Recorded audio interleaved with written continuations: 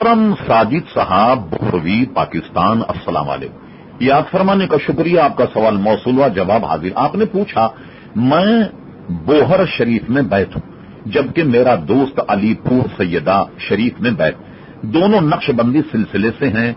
मैंने सुना है कि दो शख्स अगर मुख्तलिफ सिलसिलों में बैठ हों तो वो एक दूसरे से दोस्ती नहीं रख सकते। क्या ये दुरुस्त है? ये बात आपको किसी ने बिल्कुल गलत बताई और बिल्कुल भी ये दुरुस्त नहीं।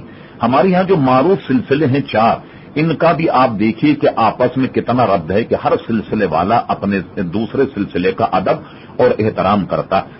मोहतरम साजिद साहब, अगर आप जानना चाहें तो बिल्कुल ये केस और मुकदमा आपका ऐसा है। मिसाल के तौर पे आपने रंग बिरंगी लाइटें तो देखी होंगी, जैसे कहीं कहीं नुमाइश के तौर पर लगा दी जाती हैं।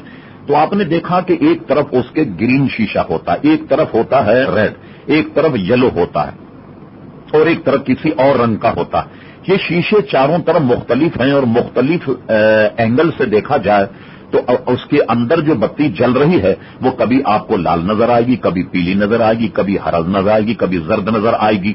लेकिन अंदर अगर आप देखें तो देखें आप, एक ही नूर है, महज शीशे अलग अलग हैं। इन बुजुर्गान दीन के जो दिलों में नूर है वो नूर मुस्तफा है। शीशे अलग अलग हैं, कोई चिश्ती कहलाता है, कोई सादरी कहलाता है, कोई कादरी कहलाता है, कोई सोहरवर्दी कहलाता है, कोई नक्शबंदी कहलाता है। ये सारे बुजुर्गान दीन हमारे आका हैं, हमारे मौला हैं, हमारे सर के ताज हैं। इसलिए हरगिज हमें दीन या तसव्वुफ और तरीकत इस बात की इजाजत नहीं देती कि आपस में इस किस्म की असलियत बरती जाए, बल्कि सब हजरात जो हैं वो शीरो शकर बनकर अपने अपने पीर की पैरवी करें।